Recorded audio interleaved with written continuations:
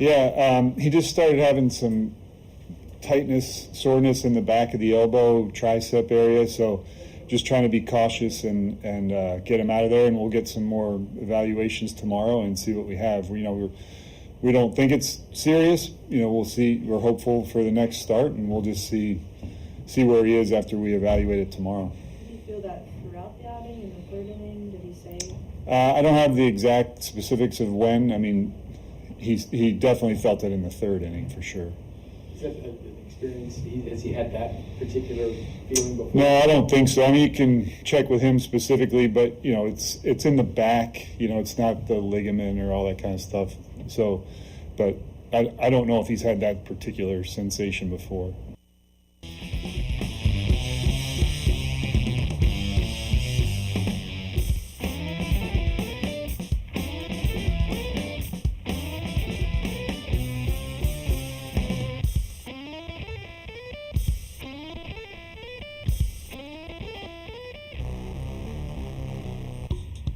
Good morning, Kansas City. This is New Day with SSJ on Sports Radio 810 WHB. Thank you so much for joining us on this Thursday, May 7th, 2026. Stephen St. John in studio, Jake Gutierrez and Deebs also here. Today we will talk to Buster Olney coming up at 6:30, special time for Buster, and we'll have a special time with Buster.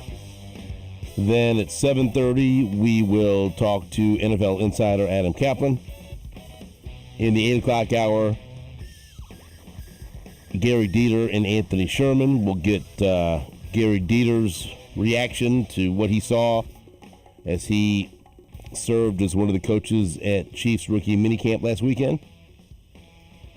And then Jesse Newell from The Athletic will talk about what he saw at Chiefs rookie minicamp and what he's heard, what the buzz is coming out of last weekend's activities. The Royals did not win last night, and that sucks, but hey, it's been a good week. Just wasn't a good game last night. But that's not the biggest concern. You heard Matt Quatrero talking about Cole Reagans leaving his start early. And man, we've talked the last couple of days about Tarek Skubal getting hurt and how that's a game-changing injury in AL Central. We talked about Angel Zerpa after the Royals traded him to the Brewers for Bergert and Kolick. Zerpa has to have season-ending UCL surgery. Bergert, one of the guys they got in the trade. Well, Zerpa was a trade for Isaac Collins and Nick Mears. I'm getting my injured pitchers mixed up. And so we talked about that, how the Royals got Collins and Mears back in return for Zerpa, who had to have season-ending UCL surgery. And also, we talked about yesterday, coming off Kolick's really good start, the fact that he was put in that situation because Bergert, the other pitcher acquired in the Fermin deal, he also had a season-ending injury. And so, as you can see, with pitchers, it's a roll of the dice. And all these different pitchers we were talking about the past couple of days and their season-ending injuries and how it impacts the team and trades the Royals have made that have, for the most part worked out. I think they'd make the Fermin trade all over again. It sucks that Berger got hurt, but Kolick sure paid off the other night. And he might have to be a part of this rotation sooner than later once again. Clearly, they'd make the Zerpa trade all over again. The Brewers wish they hadn't done it, but that's, you're rolling the dice when you acquire, especially a bullpen arm. The volatility is very high, and that's what we talked with assistant GM Scott Sharp yesterday about dealing with that and, having to trust in your process and hope for the best, but sometimes it's inevitable that pitchers are going to get hurt. And when I mentioned to him about the Skubal injury, kind of opening up the AL Central race, it already is wide open, but even more so now. He mentioned, you know what, you can't look too far ahead because with the way things go with pitchers, that could be us next suffering an injury. And boy, how prophetic was that when Cole Reagans leaves his start last night. Now, everyone's got their fingers crossed that it's not serious, that it's just precautionary, but considering his injury history, it certainly makes you nervous. When I saw that he left and saw that it was due to triceps and elbow soreness, my first reaction was, oh no, here we go. 58 pitches across 3 innings. He leaves with triceps and elbow soreness. He'll undergo further testing and evaluation today to determine the severity and what the next steps are. We have Cole Reagans, as our man Todd Lebo was out at Kauffman Stadium covering the game. And so instead of me reading you quotes from Cole Reagans and trying to describe why he left the game, let's just hear from Cole Reagans himself, who spoke to the media after last night's game. Can you just take us through what you're feeling and what you felt out there today? Just like bottom of the tricep, back of the elbow, and just, got a little tight. I've been through the elbow stuff. It got to a point where I didn't feel like I needed to push it anymore. I talked to Sweeney and all them, and, figured that was the best decision. Did you feel it throughout the outing or just? No, just more in the third. Cole, what's your sense of what it is feeling right now, and just how you look at it as you go home tonight? I don't know. I haven't felt anything like this. I know I've been through the elbow stuff. I know it's not what I've been through before. So we'll kind of, we'll do some other stuff and kind of go from there. What's it been left as at this point? Bottom of the tricep, back of the elbow tightness. How were you feeling prior to that third inning? I felt great. I thought the ball was coming out good. Stuff was good. Felt great. So you have to have a scan, MRI, anything like that, or what is it? I'll talk to them and we'll kind of go from there.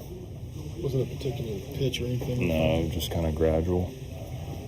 First inning, working through that, 28 pitches, how were you able to navigate? Yeah, no, I felt good. I thought I made some good pitches to Martinez there in the first at bat of the game that I didn't get. That's part of it. But I thought I made some good pitches and he laid off. And then, the Ramirez at bat just kind of didn't really throw any quality pitches, but just tried to keep attacking and try to let him hit it. Thanks, Cole. So that was Cole Reagans after the game.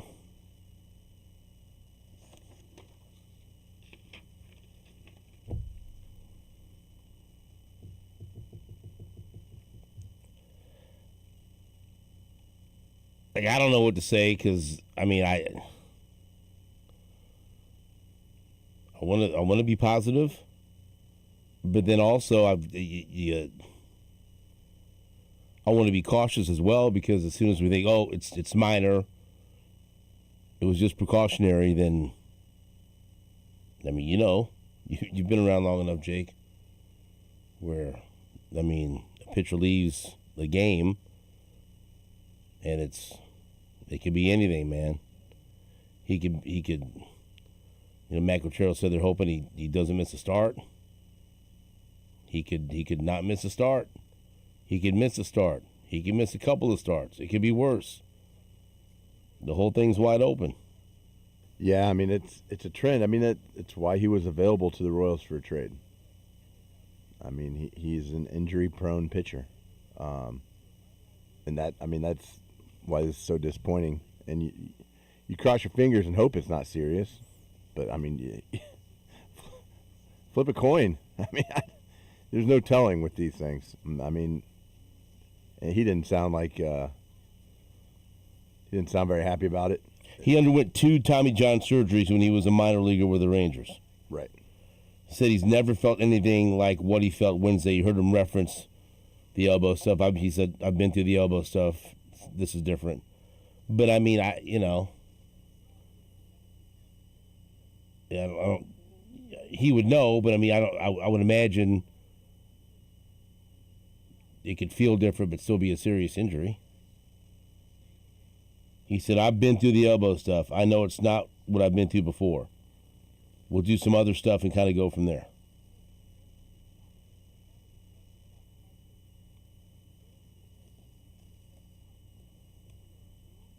Let's hear Matt Quachero. Because his comments made me feel better. And then I listened to Cole Reagan's comments last night. I'm like, ugh. But also, clearly he's disappointed. So he's not going to sound upbeat and excited that he had to leave the game after 3 innings and then the Royals lost. And he's always been described as a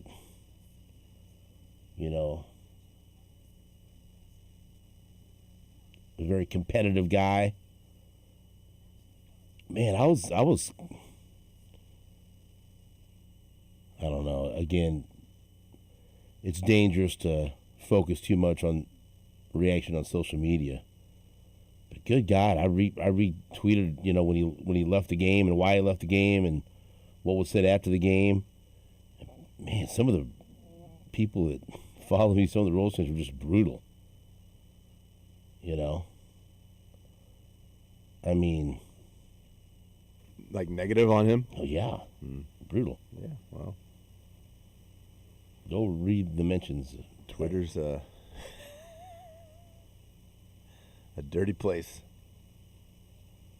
That should be on a T-shirt.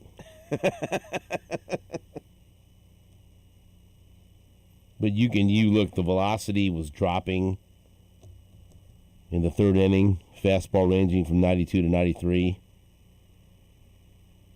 Andy Rogers wrote that's not necessarily abnormal for Reagans during an outing, but his slider and cutter velocity also dropped from what he was throwing in the first 2 innings.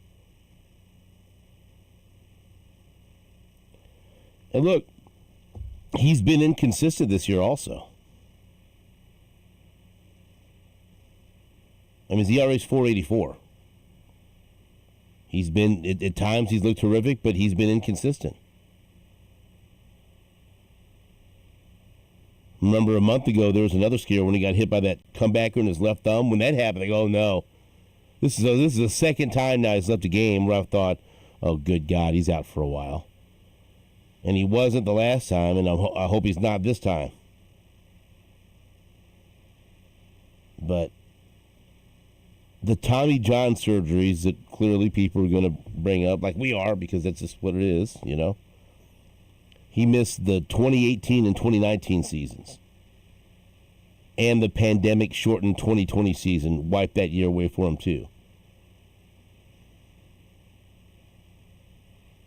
And last season, he was limited to 13 starts with a left groin strain and left rotator cuff strain. So, I mean, he deals with a lot of injuries. You got to be fair about it. And I think that's people lashing out at me, not at me, but like I'm reposting what the Royals report was and what Andy's report was and what Q said and what Cole Reagan said and just some of the mentions. You can imagine what people are saying. Yeah, I can guess. Referencing all of the injuries. And it's frustrating because, he has elite stuff and, he can't stay healthy. He just can't. Well, there was a reason why the Red Sox wanted him, and there was a reason why the Royals didn't want to trade him. Right. But now, people are quick to point out there's also a reason why some people thought that they should trade him while he's got good value. Right. And we don't know the extent of it, so, Right? So, I mean, it's an ongoing discussion, buddy. Right. Absolutely. Because there's, like I said, there's different things that you point to. Yep. Look, best case scenario for the Royals is he stays healthy and pitches like the ace that he's supposed to be. And he's when he's on, he's got the best stuff, but he's not. He's inconsistent. An ace has to be consistent, Right. and right now he's not the Royals' best pitcher. I mean, has he been better than Waka this year? No. Nope. Has he been better than Bubic? No. Has he been better than Lugo? No. I mean, that's just what it is. Yeah. But you see it. You see when he is on, you see how good he can be. And he's got that potential.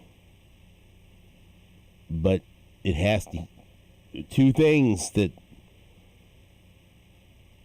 hold him back so far. Right? What? Durability and consistency. Those are kind of important for a pitcher. Let's hear what Matt Quintero had to say after the game. What update can you provide us with, Cole?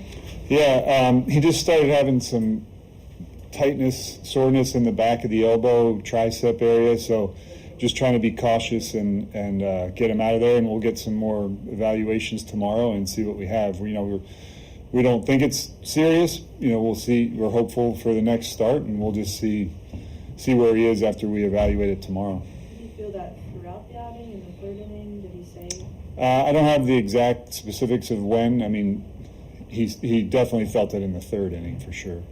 Is that an experience? Has he had that particular feeling before? No, I don't think so. I mean, you can check with him specifically, but it's in the back. It's not the ligament or all that kind of stuff. So, but I don't know if he's had that particular sensation before. Did anything alert you during that inning? No. You might be feeling something. He just said something. He came in and said something. Yeah. For Avila to just get ready on the spot there and come in and give you 2 innings, what do you make of his performance today? Yeah, I mean the walk hurt him, and allowing those guys to steal hurt him. I mean he's got great stuff, but those are the finer points that when you're in a one-run game, you got to be able to execute there. But he had plenty of time to get loose. I mean we told him, and then we had a fairly long inning at the plate, so that wasn't an issue for him at all. What did you make of ratings before the injury? Yeah, I mean, obviously the first inning was a little scattered. I know he was frustrated with himself there, but you saw really, really good stuff. I mean, and goes out there and puts up 3 zeros. Threw some good breaking balls today as well, the slider in particular. But the first inning was tough work, but after that, he was settling in. What about Cantillo tonight made it challenging for the hitters? He is challenging. I mean, he's a high release, good carry on the fastball. He's got a really sharp breaking ball and a plus changeup that has good movement on it. What was Michael dealing with after it looked like maybe? He actually, if I have it right, his left leg kind of stuck in the dirt when he was sliding, and he actually spiked himself with the right foot. Obviously, okay, played the rest of the game. Yeah, but yeah. Is there any talk about taking him out? No. Once the initial, soreness went away, it was nothing structural. It was more of his shin than anything. In the 5th inning, it looked like Salvi was a little more animated than normal in the dugout. I saw him walk over to Sweeney and around you guys. Did you hear what he was saying? He was trying to give us messages that he had used to help Avila in the WBC. What? I mean, just to fire him up and, have him focus and stuff like that. Nothing out of the ordinary at all. It was all positive stuff. Back with Reagan's, is it more precautionary that you took him out? Well, yeah, because he brought it up. I mean, like I said, I didn't notice anything when he was pitching, but when somebody's feeling that, I mean, it's routine for Brian to talk to the pitchers between every inning, and if somebody brings something up like that, it was a no-brainer. What did you make of their base running today? Those stolen bases and obviously leading to some of the runs. Yeah, they're good at it, and we need to make sure we're doing a good job of holding runners, and that's something, that got away from us tonight. The challenge that you guys had looked really close on video. Are you thinking that's going to be overturned when you're watching? The pickoff at second? Yeah, I mean, it's most of the time they're going to go the way that call was made, and if it goes the other way, they probably don't overturn it the other way. Cerantola's debut tonight.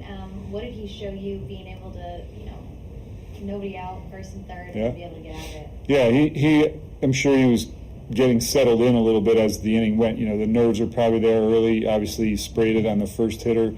I thought we were going to be able to bail him out with the pickoff at third, but throwing the guy out at second was a huge thing. And then he executed those breaking balls to the last two hitters. I mean, for the punch outs, that was exciting.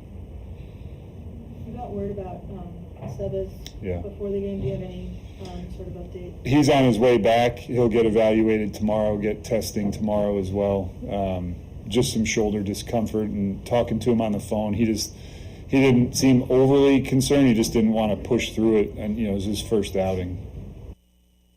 Well, that's all we got right now in the Cole Reagan situation. You heard from Cole Reagan, you heard from Matt Cortero. Thank you to Todd Lebo for covering the game and getting that sound for us so we could play it for you first thing on the show. So, fingers crossed. That's all I can tell you. All right. I'll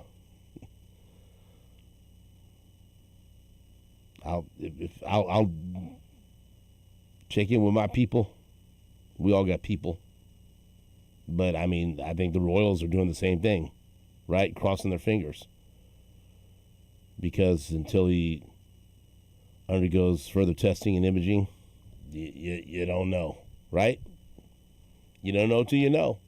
And at some point, we'll all know. And hopefully it'll be good news for Cole Reagans and Royals fans. And stop sending me messages that the Hawaiian brothers curse the Royals. Stop it. We're not going to do that. We're not doing that. Maybe tomorrow, but not today. Okay, nobody curse the Royals. Stop. We'll take a break. Back after this on WHB.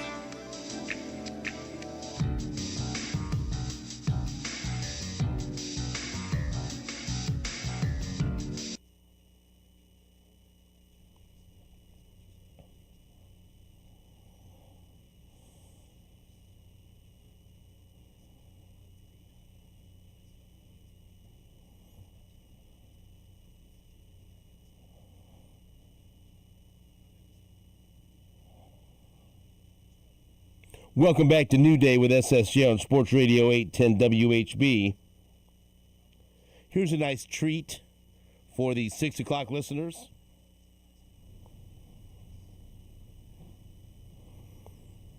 We've got Buster Olney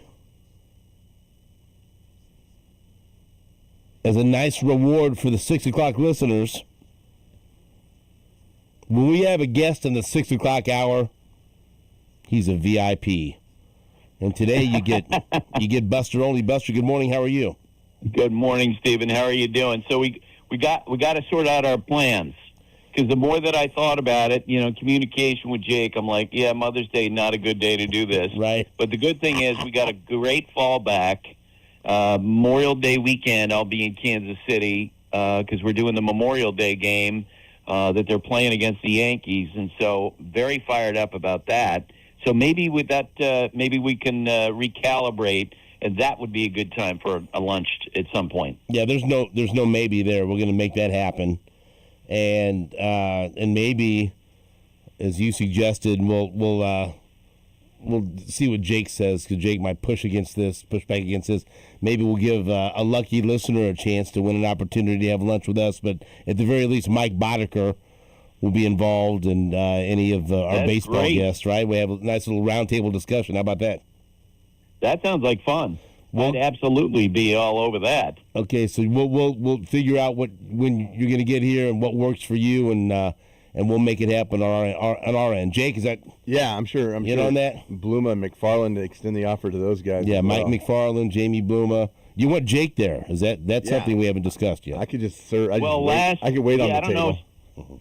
Yes, Jake, I don't know if you knew this, but Steve was I had to talk him into inviting you last week. That's where we were, right? Not shocking. Not shocking.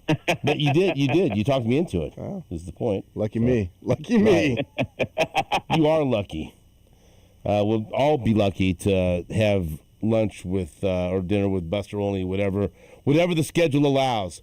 And Buster, the Royals have been playing much better as of late. They saw their 5-game winning streak, however, come to an end last night, but they had won 9 of 11, and everyone's in it in the AL Central because no one is really off to a fast start. Everyone's been under 500.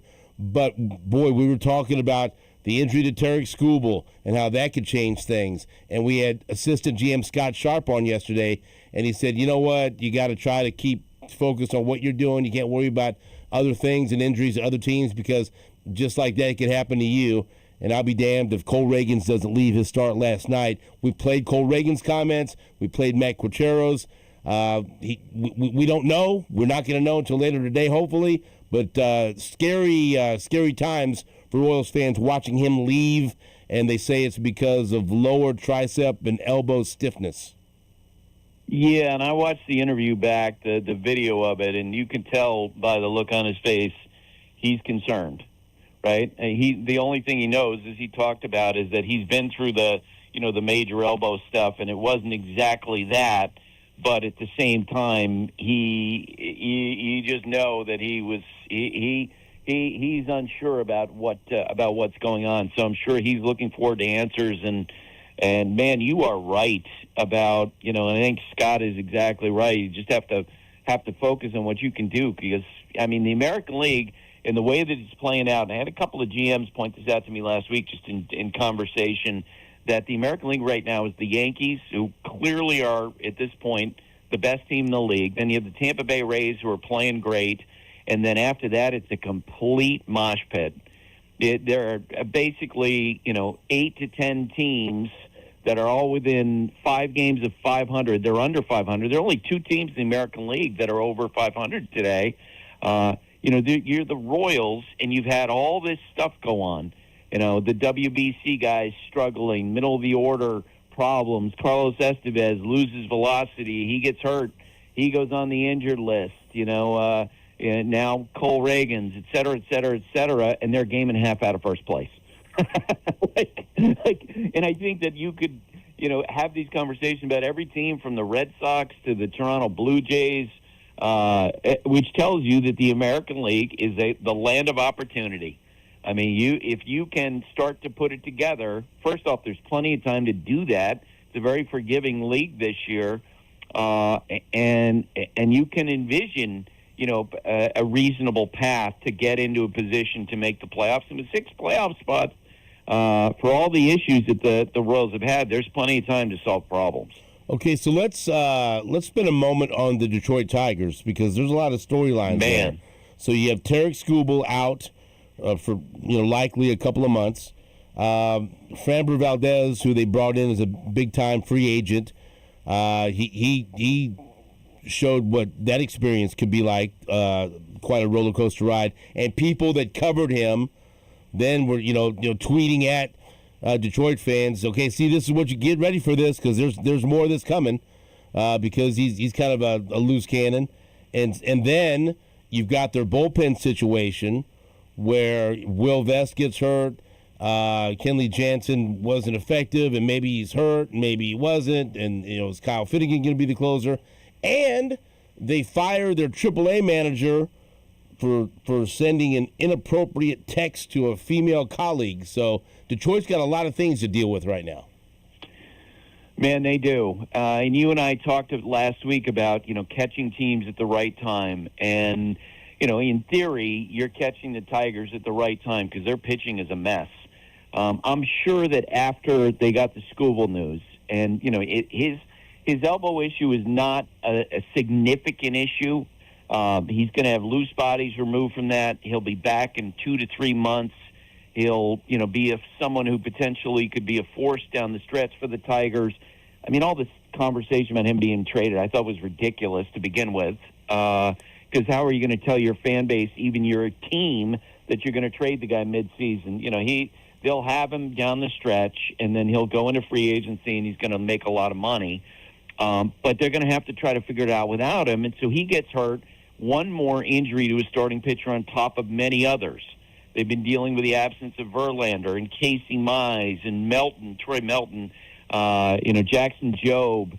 And I know that their thought, at the beginning of the week was, look, we just need to get our starting pitching stabilized during this time and kind of grind it out.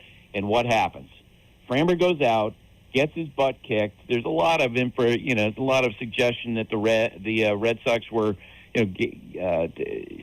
seeing what was in his glove, his grips, and they were tipping that to the hitters, which is totally legal. All teams work at it. All teams try to do it. And he got his butt kicked, and he threw a tantrum.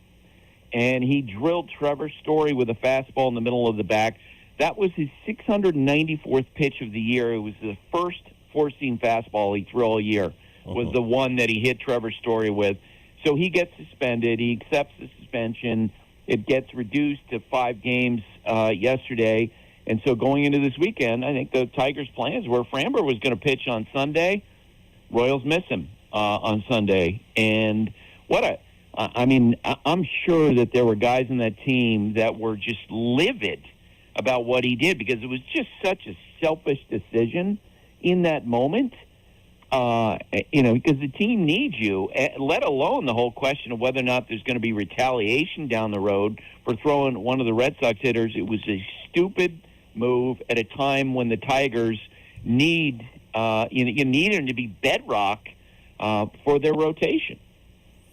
And so now the Royals, as you mentioned, once they're finished with this series against Cleveland, they welcome the Detroit Tigers, who are in disarray. But look, you can't ever predict these things because last weekend they were going in to play a hot Seattle team and they swept them.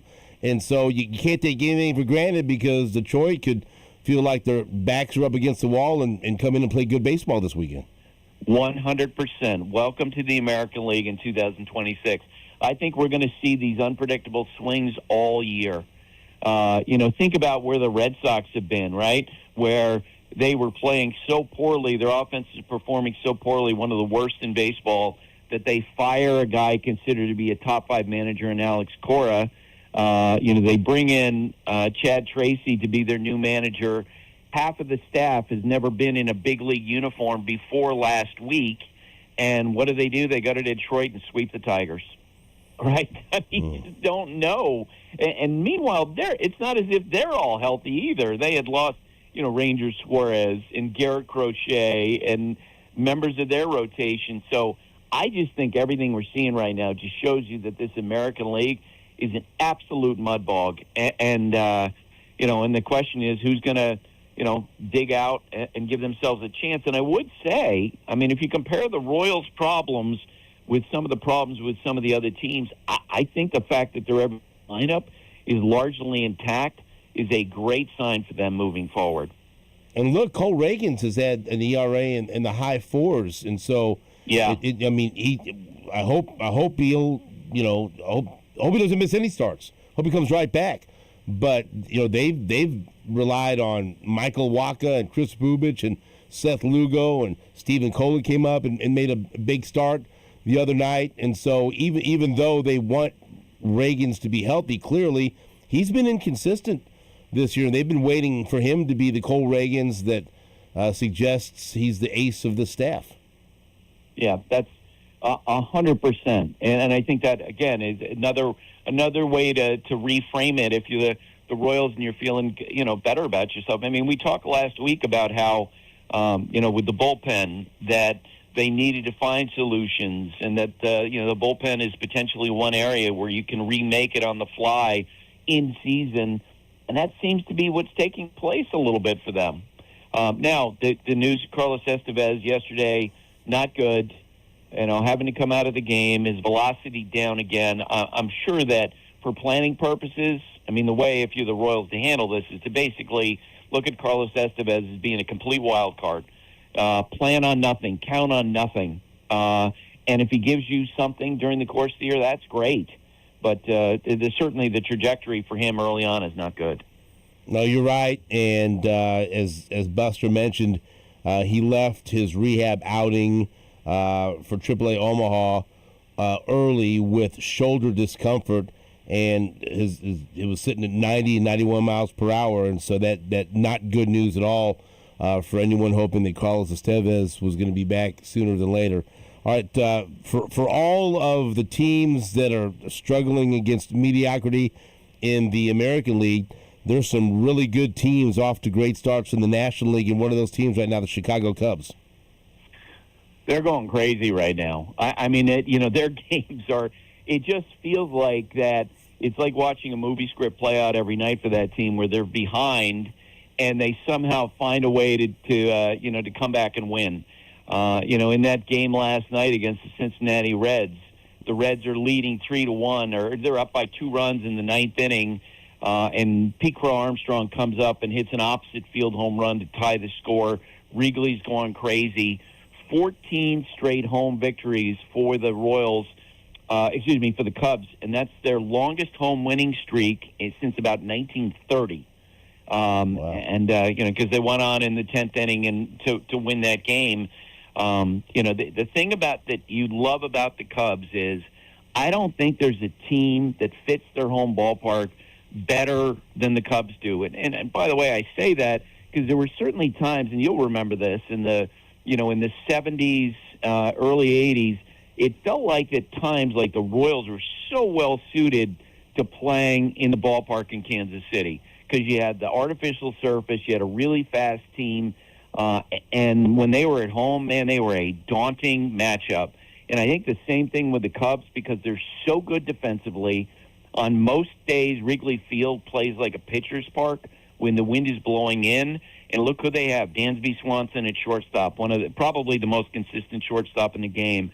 Nico Horner, best defensive second baseman in baseball. Alex Bregman, who's solid. Pete Crow Armstrong is probably the biggest impact defender in baseball when you talk about defensive run saves. So they play a really clean game at home, and they are a tough matchup in Wrigley Field. They're rolling right now. Okay, so you mentioned that game with the Reds. This is happening all over baseball. Emilio Pagan, their closer, has just been blowing saves left and right, and then he hurts his hamstring, and so the next guy up, Graham Ashcraft, and he's the one that gives up the home run to Pete Crow Armstrong, and so their closer situation is up in the air. But there are so many teams right now that either don't have an established closer or trying to go with closer by committee, either out of necessity or by choice. There's a bunch of big-name closers that are on the IL. I don't remember seeing so many bullpens that are in flux and so few established closers right now in Major League Baseball. I completely agree with you. It feels like those days of Jeff Montgomery, right? Mariano Rivera, the guys who would dominate in the ninth inning consistently. It just feels like those days are long gone. It feels like just about every team, except for the San Diego Padres with Mason Miller, has some kind of closer issue. That actually would be a really good story. And I'm going to reach out to my editor as soon as we're done talking today, is the closer conundrums around the game. I mean, just team after team after team, as you say. We go division by division, and to see what's going on, it's crazy. What's interesting, too, is that I think the way that modern-day front offices think is that, hey, being a closer, there's not necessarily value in that. It's not, anything special because you just put your most effective reliever in the highest leverage moment, and that might turn out to be in the seventh inning. Well, I know from talking with players, they will say to me, yeah, the ninth inning is different. When one of the great Yankee relievers that I covered, Jeff Nelson, once said to me, I don't want the ninth inning. And I think that's been apparent by what we're seeing around baseball right now. There are just some guys who are not comfortable pitching the ninth inning.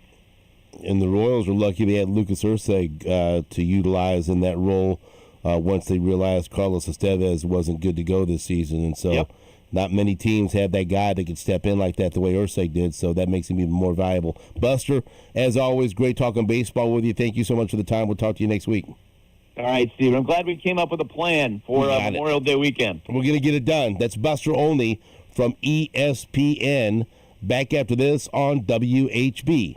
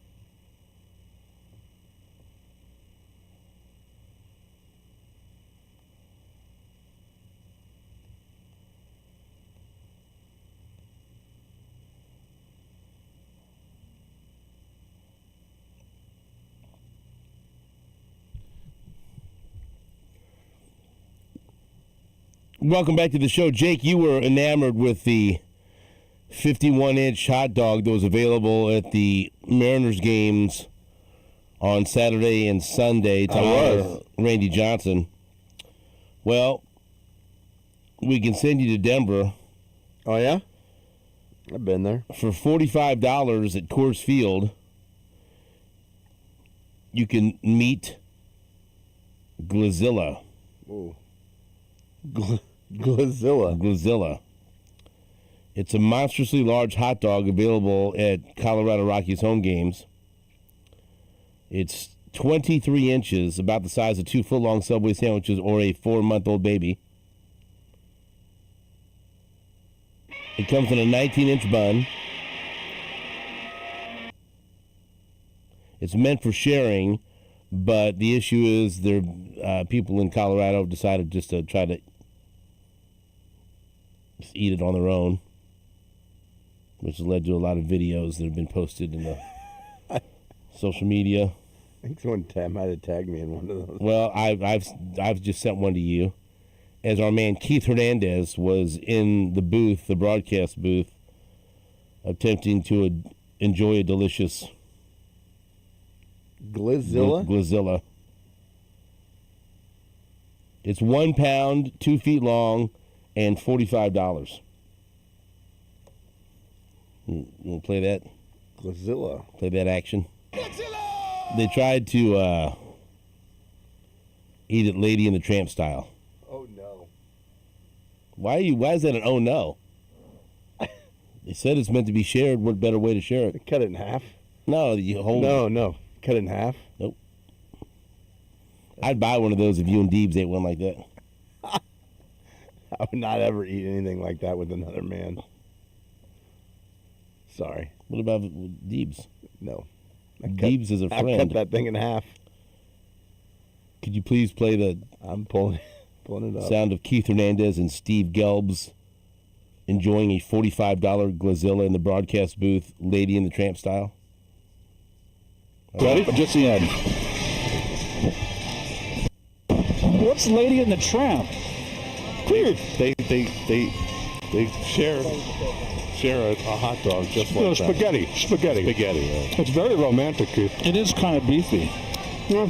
All right. You know that image is going to live forever. You're never going to be able to live that down, either one of you. Well, for Keith, he won't be able to live it down. For me, it's a career highlight. Hey, guys. Now that you've seen the video, what do you think of that?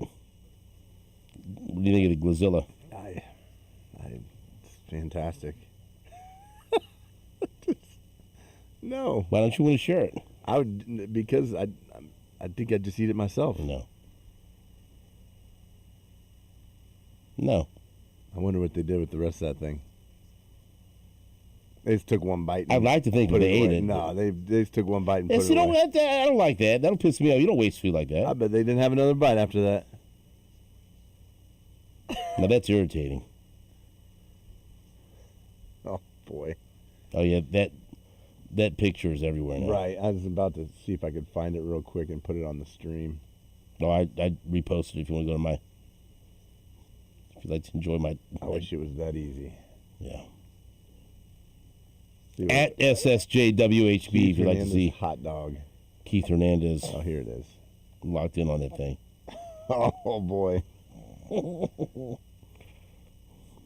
He almost got row arced there, didn't he? Oh, worse than row arced. Right. Well, fun in the baseball broadcast booth is what I say. Wow. Could you eat that by yourself? Probably. I don't know. That's a lot. That's pretty massive. Pretty massive. I think I could, but I don't know if I would want to. Treat if you're watching on the stream. You can probably see it up there. Oh, yeah. Keith and Steve, Lady and the Tramp. I can see you and Deeves eating that hot dog like that. That'd be delicious for you guys. Say Deeves, no. Tell him no. Come on. I don't think so. Yeah. A little treat for the stream. My God, there you go. How about it? You know what else is a treat for the stream? When we break. They like that too. Do they? Yep. Back into this on Sports Radio 810 WHP.